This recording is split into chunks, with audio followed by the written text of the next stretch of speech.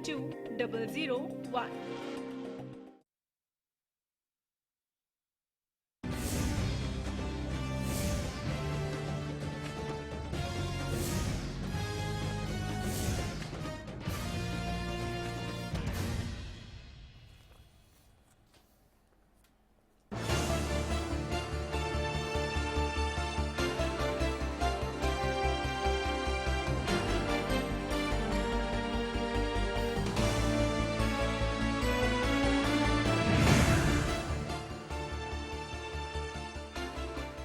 नमस्कार, आप देख रहे हैं सियासत, आपके साथ मैं हूं भुवन शर्मा। सियासत में आज हम बात आदर्श ग्राम योजना की रियलिटी चेक की करेंगे। सिरसा के गांव गुड़िया खेड़ा को आदर्श गांव घोषित किए हुए भले ही साल बीत गया, लेकिन ये गांव अभी तक मूलभूत सुविधाओं से वंचित ही है। गांव के लोग अब अपने आप को ठगा सा महसूस करने लगे। गांव के लोग गांव की दयनीय स्थिति के पीछे सिरसा के सांसद चरणजीत सिंह रूड़ी और जिला प्रशासन के अधिकारियों को जिम्मेवार ठहरा रहे हैं। वहीं सांसद महोदय और अधिकारीगण सरकार द्वारा फंड न आने का रोना रोकर मामले में लीपापोती करते नजर आ रहे हैं। आपको बता दें कि गांव गुड़िया खेड़ा में करीब 4100 की आबादी और 2900 के लगभग यहां वोटर हैं। गुड़िया खेड़ा गांव एलनाबाद विधानसभा क्षेत्र में आता है। गुड़िया खेड़ा गांव आज से 10 साल पहले रोड़ी विधानसभा के अंतर्गत आता था, जिसके उस समय के विधायक हरियाणा के पूर्व मुख्यमंत्री और इनेलो सुप्रीमो ओम प्रकाश चौटाला के छोटे बेटे अभय सिंह चौटाला थे। और परिसीमन के बाद आज ये गांव एलनाबाद विधानसभा क्षेत्र के अंतर्गत आ गया है, जिसके विधायक अभय सिंह चौटाला ही है। इस गांव में चौंकाने वाले तथ्य ये भी है कि इस गांव से इनेलो के वोट में कोई भी पार्टी सेंध नहीं लगा पाई है, यानी कांग्रेस और दूसरी पार्टियों को इस गांव से कभी भी 600 वोट से ज्यादा वोट नहीं मिले हैं, जिसका कारण इनेलो के शीर्ष नेताओं को इस गांव से कुछ ज्यादा ही लगाव है। इसको देखकर सिरसा के इनेलो के सांसद चरणजीत सिंह रूड़ी ने इस गांव को करीब 1 साल पहले मोदी सरकार के आह्वान पर गोद लेने का फैसला किया था। गाँव में 3 सरकारी स्कूल है, लेकिन वहाँ पर अध्यापकों की कमी है, जिसका कारण स्कूली बच्चों की पढ़ाई भी प्रभावित हो रही है। गांव में जलघर तो है, लेकिन उसका पानी इतना दूषित और जहरीला है, उसको पीने से गांव में बीमारियों के फैलने का खतरा भी बन सकता है। हालांकि जल बोर्ड इस पीने के पानी को जहरीला घोषित कर चुके हैं, लेकिन अधिकारियों के सिर पर अब तक जू नहीं रेंगी। पशु अस्पताल है, लेकिन हर वक्त उसके दरवाजे पर ताले लगे रहते हैं। लड़कियों के लिए 12वीं कक्षा के बाद पढ़ाई के लिए कोई कॉलेज नहीं और न ही उनके लिए गाँव में किसी प्रकार की कोई परिवहन सुविधा मौजूद है। कॉलेज के अभाव में गांव की लड़कियां सिरसा शहर जाती हैं, जिस कारण उनको भारी परेशानी का सामना करना पड़ता है। कई बार तो गांव के लोग अपनी लड़कियों को 12वीं के बाद पढ़ाने से संकोच भी करते हैं। गांव के लोगों ने बताया कि गांव में अनेक प्रकार की समस्याएं हैं, लेकिन किसी भी अधिकारी ने इस समस्याओं को दूर करने की कोशिश नहीं की। उन्होंने कहा कि गांव में हर महीने अधिकारियों की अनेक मीटिंगें होती हैं, लेकिन किसी भी अधिकारी के पास गाँव की समस्याओं को दूर करने का कोई हल नहीं। उन्होंने साथ ही केंद्र सरकार से मांग की कि सांसद और जिला प्रशासन को जल्द से जल्द गांव के विकास के लिए फंड दिया जाए। वहीं गांव गुड़िया खेड़ा में बेरोजगार युवकों का मानना है कि उनकी गांव के युवक पढ़े लिखे तो हैं, लेकिन रोजगार के अभाव में इधर उधर भटक रहे हैं। वहीं जब गांव के सरपंच प्रतिनिधि आत्माराम से बात की गई, तो वो सरकार द्वारा फंड न होने का रोना रोकर मामले से पल्ला झाड़ते नजर आए। उन्होंने कहा कि गांव में अनेक प्रकार की कमियां हैं, जिसे फंड आने के बाद ही दूर किया जाएगा। वहीं जब इस मामले में जिला विकास और पंचायत अधिकारी संजीव कुमार गोयल और अतिरिक्त उपायुक्त शरणजीत कौर बराड़ से बात करनी चाहिए, तो उन्होंने कुछ भी कहने से इनकार कर दिया। वहीं आदर्श गांव के कोऑर्डिनेटर सुरेंद्र आर्य का कहना है कि आदर्श गांव की योजना की किसी भी प्रकार की फंड नहीं दी गई। उन्होंने कहा कि फिर भी गांव के विकास के लिए अनेक अधिकारियों ने एक खाका तैयार किया हुआ है, जिस पर उन्होंने सरकार को एक रिपोर्ट भेजी है। उन्होंने कहा कि छोटे मोटे काम के लिए तो प्रशासन गाँव की मदद कर भी सकता है। एक योजना जिसका मकसद है कि गाँव के रास्ते कैसे देश को विकास की पर दौड़ाया जाए, लेकिन जब इंजन में ईंधन डालने की ही मंशा न हो, तो फिर कैसे गाड़ी दौड़ेगी, इसका अंदाजा आप लगा ही सकते हैं। सिरसा से अमित तिवारी, हरियाणा न्यूज। तो गुड़िया खेड़ा का ये आलम है। सांसद आदर्श ग्राम योजना एक बड़ी महत्वाकांक्षी योजना, गांव के रास्ते कैसे देश को विकास की पटरी पर दौड़ाया जाए, इसको सुनिश्चित करने के लिए और कई सारे मानक दरअसल सामने रखे गए थे कि किन किन पैमानों पर जो है वो विकास को छूना है, कैसे वहां पर विकास किया जा सकता है, गांव को विकास की मुख्य धारा में कैसे शामिल किया जा सकता है। इस योजना का एक मकसद ये भी है, लेकिन जमीनी हकीकत क्या है ये हमने आपको दिखाया। महज गुड़िया खेड़ा गांव की ये बात नहीं है, अलग अलग गांव जिनको गोद लिया गया है वहां का सूरत हाल तकरीबन 1 साल होने को है और वहां का सूरत हाल क्या है ये भी हम आपको वक्त वक्त पर बताते हैं। हमारे साथ राजनीतिक विश्लेषक मुकेश शर्मा जी इस वक्त स्टूडियो में। मुकेश जी, स्वागत है आपका हरियाणा न्यूज में। आपने इस रिपोर्ट को देखा, सिरसा का गुड़िया खेड़ा राजनीतिक तौर पर इनेलो के वर्चस्व वाला क्षेत्र है, सांसद भी उन्हीं के हैं, विधायक भी उन्हीं के हैं, बावजूद उसके हाशिए पर खड़ा ये गांव आदर्श गांव कह देने भर से क्या वो आदर्श बन सकता है, ये सवाल है मेरा आपसे। देखिए भुवन जी, इस योजना में मूलतः एक डिफेक्ट है जी।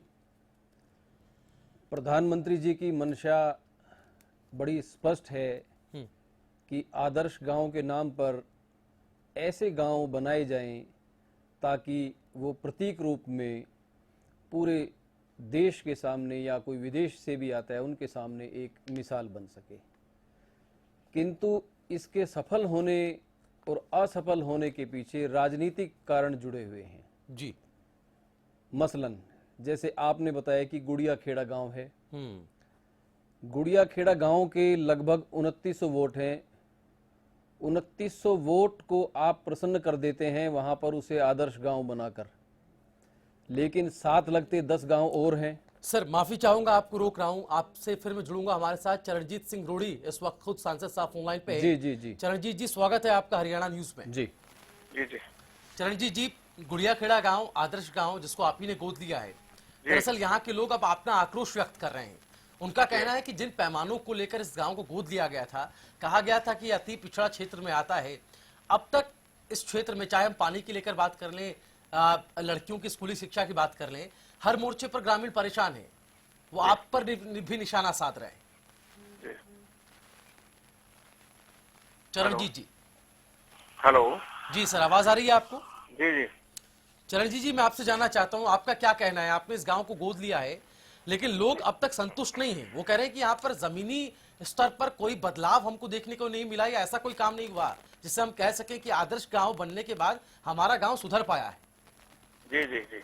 क्या कहेंगे सर आप? देखिए, मैं गुड़िया खेड़ा गांव के बारे में तो इतना ही कहूंगा कि सरकार ने जो पॉलिसी बनाई थी कि गुड़िया जो आदर्श गांव बनाने हैं, एक वोट देना है जी, लेकिन सरकार की तरफ से कोई पैसा तो नहीं है ना। वो आदर्श बन जाएंगे कि मतलब कहीं ना से आदर्श बन जाएंगे जी। अगर कोई सेंट्रल गवर्नमेंट वालों कोई अलग से पैसा आवे ताकि उसका कोई सुधार हो सके। अदरवाइज जो थोड़ा मोटा होया है, मोटिवेट होया है, वो डीसी और एडीसी ਦੇ ਥੋੜੇ ਮੋਟੇ ਪ੍ਰਯਾਸਾਂ ਦੇ ਨਾਲ ਹੋਇਆ ਜਾਂ ਕਿਸੇ ਕੋਈ ਮਤਲਬ ਵੀ ਲੈਂਡ ਉਹਦੀ ਬੱਸ ਦੀ ਸੁਵਿਧਾ ਹੈ ਜਾਂ ਕੋਈ ਸਕੂਲ ਦੇ ਵਿੱਚ ਬੱਚਿਆਂ ਦਾ ਪੜ੍ਹਾਈ ਲਿਖਾਈ ਦੀ ਗੱਲ ਹੈ। हाँ, ਕੋਈ ਇਹ ਥੋੜਾ ਮੋਟਾ ਉਹਨਾਂ ਨੇ ਮਤਲਬ ਵੀ ਸਰਕਾਰ ਵੱਲੋਂ ਕੋਈ ਮੋटिवेट ਹੋਇਆ। अदरवाइज ਜਦੋਂ तक सरकार चरणजीत जी, आप ये कह रहे हैं कि फंड नहीं मिल रहा है आपको, जो योजना बनाई गई है उसके लिए पैसा नहीं दिया गया, आप ये आरोप लगा रहे हैं सरकार पर।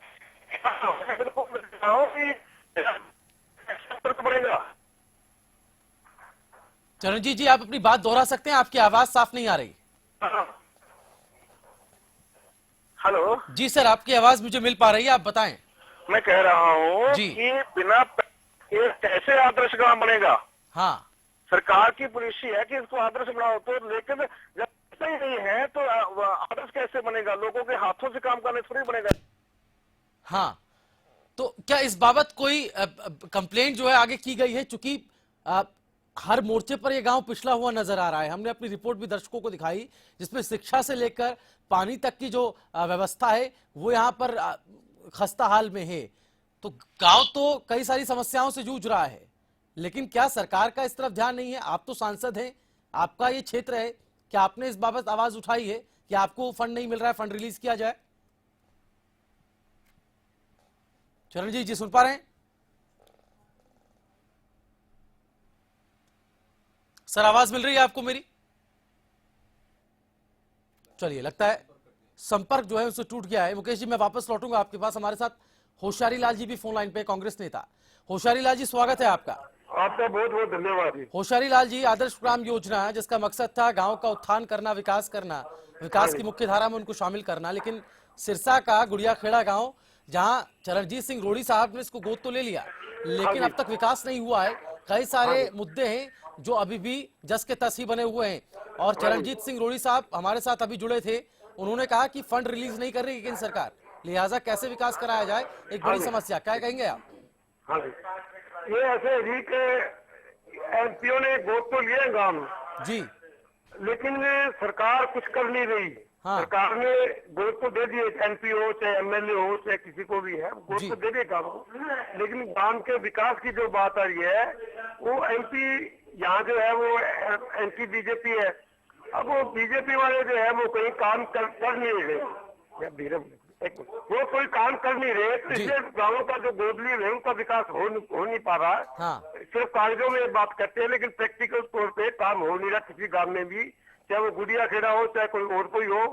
ये थोड़ा दिखावा जरूर कर रहा है। यहाँ जो एमपी है वो अपने एंटी बीजेपी है, तो इसलिए सरकार का भी सहयोग नहीं मिल रहा, चाहे वो केंद्र की सरकार है। चलिए, आप इशारा कर रहे हैं, आप ये बात कह रहे हैं कि राजनीतिक जो द्वेष है उसके कारण जो है ये योजना परवान नहीं चढ़ पा रही है। हमारे साथ स्टूडियो में मुकेश शर्मा जी हैं। होशियारी लाल जी, वापस लौटूंगा आपके पास में। मुकेश शर्मा जी, एक तरफ सांसद आदर्श ग्राम योजना की बात की जाती है, सीएम खट्टर ने भी ट्वीट किया था, उन्होंने कहा था कि हरियाणा में हम इसी तर्ज पर विधायक आदर्श ग्राम योजना बना रहे हैं, जिसमें सभी 90 विधायकों को जो है वो गांव का चयन कर उनमें विकास वो करवाएंगे। जब सांसद आदर्श ग्राम योजना ही परवान नहीं चढ़ पा रही तो विधायक आदर्श ग्राम से क्या किया जाए? और होशियारी लाल जी जो पॉइंट उठा रहे हैं कि राजनीतिक द्वेष के चलते ये सब हो रहा है, क्या आपको ऐसा लगता है? देखिए, इस मामले का राजनीतिकरण हो चुका है जी। ये योजना एक बहुत अच्छी भावना के साथ शुरू की गई थी जी, किंतु इसके ठीक तरीके से सिरे ना चढ़ पाने के पीछे जो मुख्य कारण है वो है राजनीतिकरण। आप ये पार्टीबाजी तो है ही, पार्टीबाजी को तो एक वोटर खत्म नहीं कर पाएगा जी, लेकिन इसके पीछे एक मूल कारण है कि आपने एक आदर्श गांव को गोद ले लिया। आदर्श गांव आप उसे बनाने जा रहे हैं, उसमें मान लीजिए 3000 वोट हैं। हाँ, और उसके साथ लगते 10 गांव वोट हैं जिनके 3000 वोट हैं, बिल्कुल 30,000 वोट हैं जी। तो 30,000 वोटर आपसे नाराज हो जाता है इसलिए कि आपका सारा फोकस 3000 वोट के पीछे लगा हुआ है। बिल्कुल, ये ऐसा कारण है कि जिसकी वजह से कोई भी सांसद हो वो हिचकेगा। एक आदर्श गांव को वो प्रधानमंत्री जी को प्रसन्न करने के लिए लीपापोती तो करता रहेगा जी, लेकिन वो इसको बिल्कुल एक जैसे दीपक से मशाल बना देते हैं। दीपक से मशाल नहीं बनाएंगे वो इस योजना को, उन्हें पता है कि ऐसा करने से उन्हें राजनीतिक हानि पहुंचती है। बिल्कुल। चलिए मुकेश जी, मैं वापस आपके पास लौटूंगा।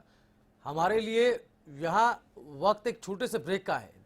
ब्रेक के बाद जब लौटेंगे तो राजनीतिक द्वेष के कारण क्या विकास नहीं हो रहा है, वाकई में ये हालत है, हालत को सुधारा कैसे जाए? अगर ये योजना परवान नहीं चढ़ पा रही है, अब तक काम नहीं हुआ है, तो इस योजना में का जिम्मेदार कौन है? इसको क्रियान्वित करने का जिम्मेदार कौन है? अगर वो ठीक तरीके से क्रियान्वित नहीं हुई है तो उस पर क्या कार्रवाई का प्रावधान सरकार ने रखा है? और चरणजीत सिंह रोड़ी साहब जो कि सांसद है इस क्षेत्र के, अगर वो ऐसी बात कह रहे हैं कि केंद्र सरकार जो है फंड रिलीज नहीं कर रही है, तो मेरे सांसद की मजबूरी है या उन्होंने इस बाबत कोई कदम उठाया है नहीं? चरणजीत सिंह रोड़ी साहब से भी जुड़ने की हम कोशिश करेंगे।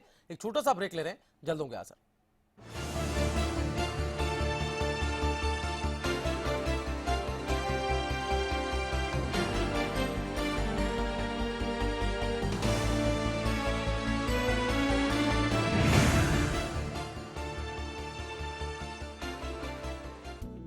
यहां जिंदगी को मिलता है नया अर्थ। यहां मंजिलों को मिलते हैं नए रास्ते। यहां हर आज बना रहा है एक नया कल। यहां हौसले ले रहे हैं नई उड़ान। यहां आशाएं सीमाओं में नहीं बंधती। यहां किताबों से आगे है एक और जहां।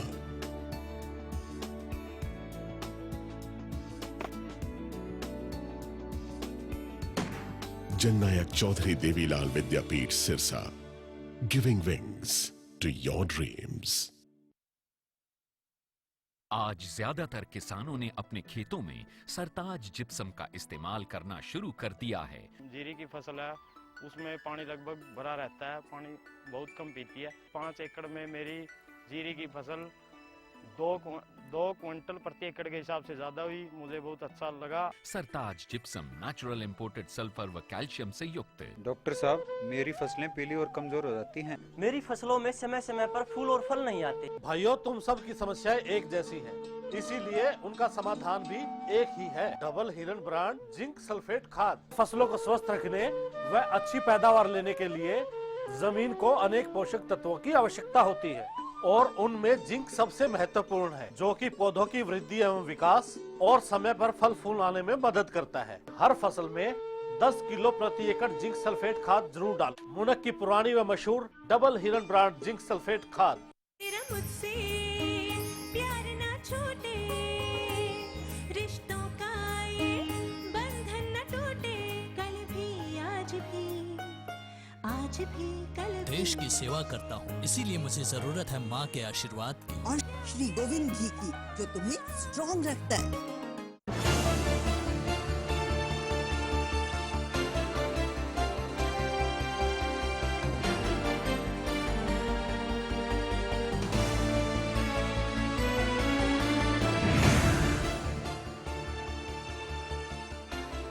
और ब्रेक के बाद सियासत में एक बार फिर आपका स्वागत है। बात आदर्श ग्राम योजना की। जी हां, रियलिटी चेक हुआ सिरसा के गुड़िया खेड़ा गांव का। हमारे संवाददाता वहां पहुंचे, जमीनी हालात क्या है वो तस्वीर भी आप देख पा रहे हैं और रिपोर्ट भी हमने आपको ब्रेक पर जाने से पहले दिखाई थी, जिसमें साफ तौर पर सामने निकल करके आया था कि 1 साल तकरीबन होने वाला है, लेकिन बावजूद उसके जो है परिवर्तन बदलाव जो है वो नहीं देखा गया।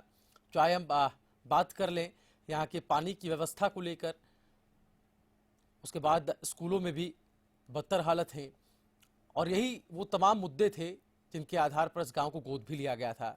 यहाँ के इनेलो के सांसद हैं चरणजीत सिंह रोड़ी, जो हमारे साथ फोन लाइन पे भी जुड़े थे। उन्होंने कहा कि सरकार जो है फंड रिलीज नहीं कर रही है। हालांकि वो कह रहे हैं कि हम फिर भी यहाँ पर काम कराते रहते हैं, लेकिन उनका ये कहना कितना तार्किक है? क्या वाकई में ये कह देना संतुष्टि भरा होता है कि केंद्र सरकार फंड रिलीज नहीं कर रही तो सांसद कुछ नहीं कर सकते? मुकेश जी,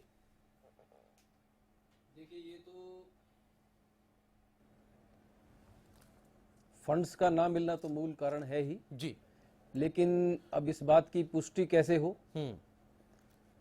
फंड्स केंद्र सरकार यदि दे भी देती है जी, तो सांसद इसे दिल से लागू नहीं कर पाएंगे। उसका कारण है सामाजिक भेदभाव। इस योजना में मूलतः डिस्क्रिमिनेशन छिपी है जी, कि आप एक गांव को तो आदर्श बनाने जा रहे हैं, हाँ, और साथ लगते 10 गांव में वो किसी प्रकार की सुविधाएं नहीं हैं, तो ये जो डिस्क्रिमिनेशन है इससे राजनीतिक हानि होती है। हाँ, आप ये कह रहे हैं कि एक लोगों के मन में ये बात घर कर जाती है कि उनके गांव के साथ अन्याय हो रहा है, उनके गांव को क्यों नहीं चुना गया, इस सवाल उठाएंगे। हमारे साथ एक बार फिर चरणजीत सिंह रोड़ी साहब फोन लाइन पे जुड़ गए। चरणजीत सिंह रोड़ी जी, मैं आपसे जानना चाह रहा हूं सर, आप कह रहे थे कि केंद्र सरकार जो है वो फंड रिलीज नहीं कर रही है। मेरा आपसे सिर्फ इतना कहना है, चूंकि आपने इस गांव को गोद दिया है, अब आपकी नैतिक जिम्मेदारी भी हो गई है कि जिन मसलों को लेकर ये गांव जूझ रहा है, जिन समस्याओं पर ये गांव जूझ रहा है, उन समस्याओं का समाधान कैसे हो।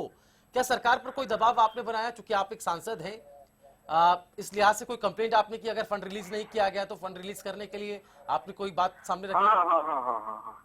इस बारे डीसी साहब बोलो और एडीसी साहब बोलो एक प्रोजेक्ट बना के सरकार को भेजा गया जी, और उस प्रोजेक्ट ਦੇ ਵਿੱਚ ਸਾਰੀਆਂ ਹੀ, ਚਾਹੇ ਤਾਂ ਪਾਣੀ ਦੀ ਗੱਲ ਹੈ, ਚਾहे ਲਾਈਟ ਦੀ ਗੱਲ है, चाहे ਉੱਥੇ सेम ग्रस्त, ये जो नगर है ना गुड़िया खेड़ा, वो सेम ग्रस्त है। हाँ। वहाँ सेम बहुत कुछ है, इस करके वहाँ का किसान भी खत्म है, किसान की खेती नहीं होती।